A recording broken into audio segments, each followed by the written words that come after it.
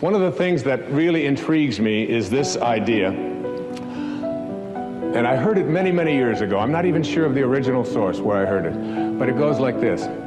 When you change the way you look at things, the things you look at change. Albert Einstein once observed that you have the most fundamental and major decision that you have to make in your life is this. Do I live in a friendly or a hostile universe? Which is it? Is it a universe that is filled with hostility and anger and people wanting to hate each other and people wanting to kill each other? Is that what you see? Because when you see the world that way, that's exactly what you will create for yourself in your life. This is from great scientific minds. And the interesting thing is that this is not just a clever play on words, that when you change the way you look at things, the things you look at change. It's actually a very scientific thing, and I'm going to show you that in just a moment. I'd like you to imagine the following scene. You're in your house. You've got your car keys in your hand. The lights go out. Power failure. You can't see a thing. You stumble around in your living room and you drop your keys. And you look around for a moment and you realize that you're never going to find them in the dark. But you look outside and you notice that the street lights are on. So in your mind, a light bulb goes off. I'm not going to sit around here in the dark and grope around looking for my keys when there's a light on outside. I'm going to go out here under the street light and I'm going to look for my keys. Why are you laughing? This makes a lot of sense. So you're out here and you're groping around and you're looking for your keys and you're looking and looking, and your neighbor comes along and says, "What happened, Wayne?" "Well, I dropped my keys." "Oh, I'll help you look for them." And the two of us are now down here looking for our keys and looking. Finally, he says to me, "Excuse me, but where did you drop your keys?" "Well, I dropped them in the house." He said, "You mean to tell me that you dropped your keys in the house and you're looking for them out here in the streetlight? Doesn't make any sense." And I said, "Well, it doesn't make any sense to grope around in the dark when there's light out here." Now you laugh and you think how silly that is, but isn't that exactly what we do when we have a problem, a difficulty, a struggle that is located inside and we're looking for the solution outside? Someplace outside of ourselves. It would be like going to the doctor and telling him all of your symptoms, and the doctor says, "Oh boy, you've got a lot of symptoms." And he starts writing out prescriptions. You need a prescription for this symptom, you need a prescription for that symptom, and finally he gets this 4 or 5, and you go to walk out, and you say, "Well, I'd like my prescriptions." He said, no, I'll give this one to your mother-in-law, and I'll give this one to your neighbor, and I'll give this one to your daughter, and I'll give this one to your father.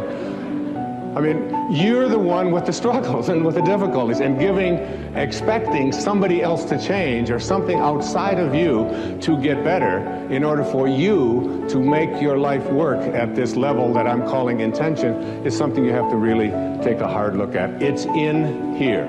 We have to see, the question isn't whether I'm connected to this field of intention. The question is, how ready am I to keep that connecting link absolutely corrosion-free? Now, I used to ask the question many years ago, from studying philosophy and teaching it for many years, who am I? Who am I? I'm pretty much at peace with that now.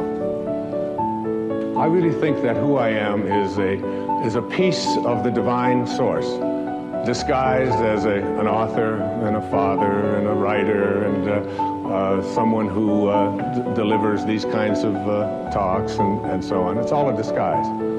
I remember when someone asked Mother Teresa, "What do you do every day in the streets of Calcutta?" She had a wonderful, profound answer. She said, "Every day I see Jesus Christ in all of his distressing disguises. I see the unfolding of Source, the unfolding of God, the unfolding of Spirit in all that I encounter. And I see it in myself as well. And I see that and know that." That's not the question that bugged me the most. The one that puzzled me the most is, where did I come from? Where did I come from?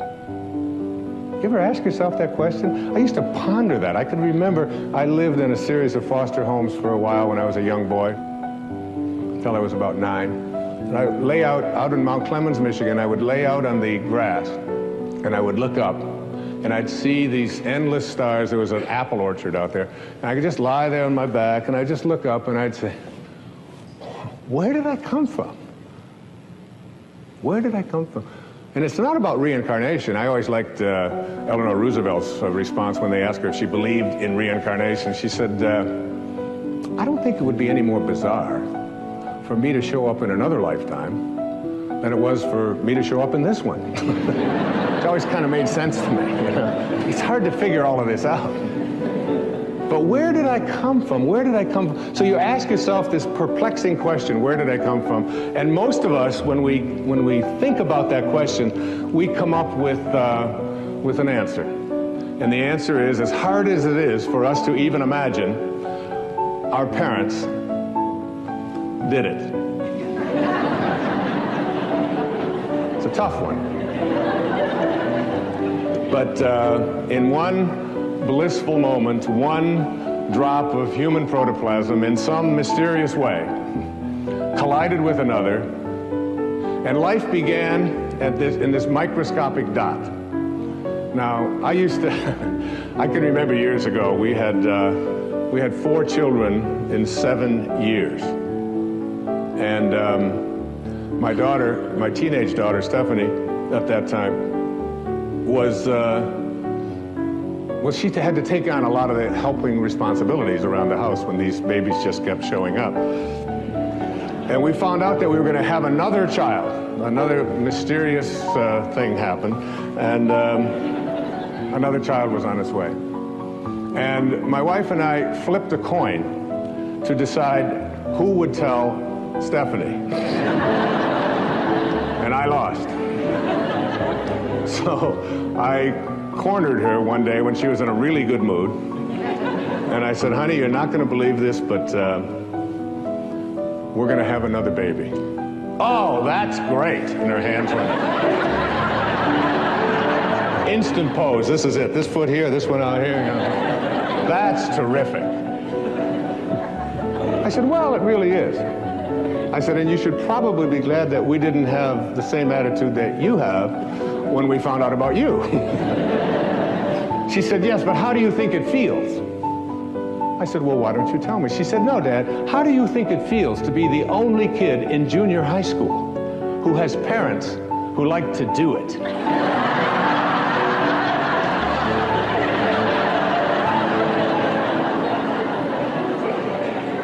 And I said, Steph, I know this is going to be hard for you to accept, but Grandma and Grandpa do it. That is just sick. That's all I got. It's just storming out of there. Huh? So when we think about where we come from, that sort of is the place that we get to in our hearts. But just go back to that moment for a second and understand that, remember what I said earlier, when you change the way you look at things, the things you look at change. Just keep that idea in mind. Because if you go back to the time of your absolute beginning into the material world, you know that there was a microscopic dot. And this microscopic dot included everything that you needed for this physical journey.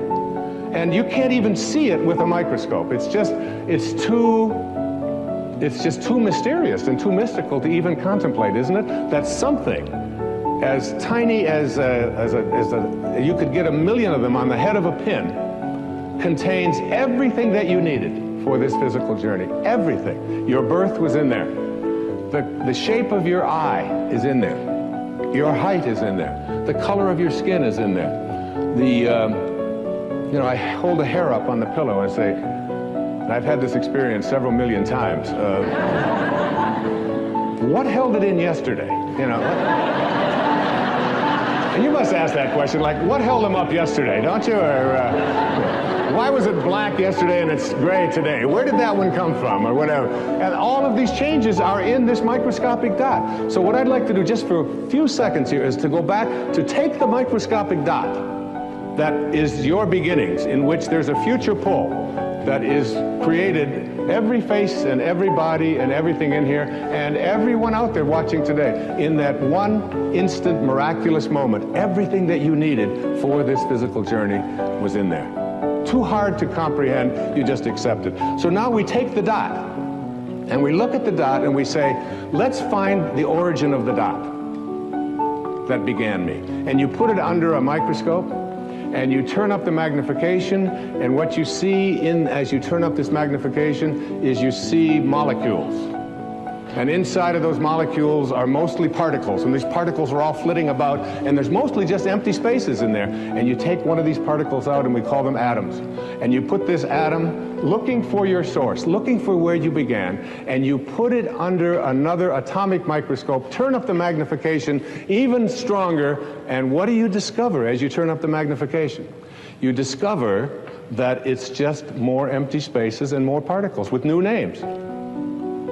Protons, electrons, neutrons, protons, whatever you want to call them, right? We memorized them in junior high school, right? So you take one of these electrons, and you're just looking for your source. Where did I come from? You turn up the magnification on this electron microscope, and what do you see?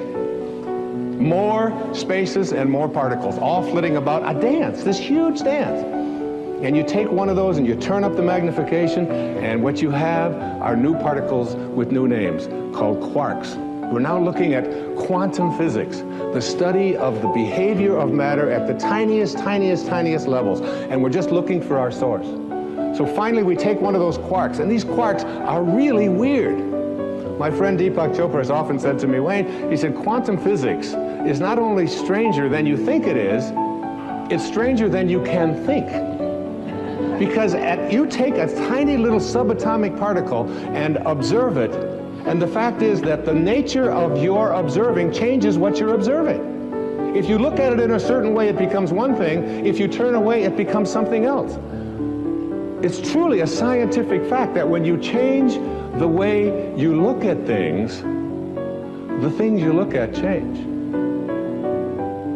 And now you take this tiny little subatomic particle, and you take it and you put it in a particle accelerator, and you rev up the speed of these things and collide them at 250,000 miles per hour. You collide them, you open up the particle accelerator looking for your source, and guess what's in there? Nothing.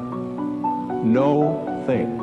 That the dot that began you originated from a field of energy that has no boundaries, no beginnings, no ends. It's infinite. It's an infinite potential. And the question that I have for you is, if you can get this, that you didn't begin with that particle, because particles themselves do not create more particles. St. Paul put it this way in the New Testament, that which is seen hath not come from that which doth appear. They talked a little strange in those days, all right? What that means is that everything that we see in the material world doesn't originate in the material world. It's the spirit that gives life. The flesh counts for nothing. If the shape of your eye can be in an energy field that has no boundaries, no form, no materialness to it, why not the shape of your life? Why not everything that you are destined to become? Why can't that be a part of this energy field as well? That you showed up here from a field that I call intention. And that beautiful globe that is here to my left, to your right, is what I am going to call, for the rest of this program, I am going to call this the source from which we all originated. That every particle that shows up on this planet, and that's what Max Planck said, and that's what Carlos Castaneda said, and that's what every metaphysician said, that's what all of the great spiritual teachings on this planet say, that our source is spirit. It is something other than the physical. And if you had a set of magical binoculars, and you could look at that field, what I'm going to describe in this program is what that field would look like. And my suggestion to you here is this, that you are going to, if you want to understand intention and the power of intention, it means suspending your ego, the part of you that believes that you are separate from this source, because that's where all of our problems originated, all of our struggles, even our illnesses. This is a source of well-being. Everything that emanates from this source emanates from a field of well-being. It looks like something. It sounds like something. One of the things that it sounds like, I took from one of the great spiritual traditions in the universe. It's from the Bhagavad Gita, what is called the Hindu holy book, the Song of the Lord. But you can look in any spiritual tradition, whether it's Christianity, whether it's Judaism, whether it's Zoroastrianism or whatever, and basically they all say the same thing.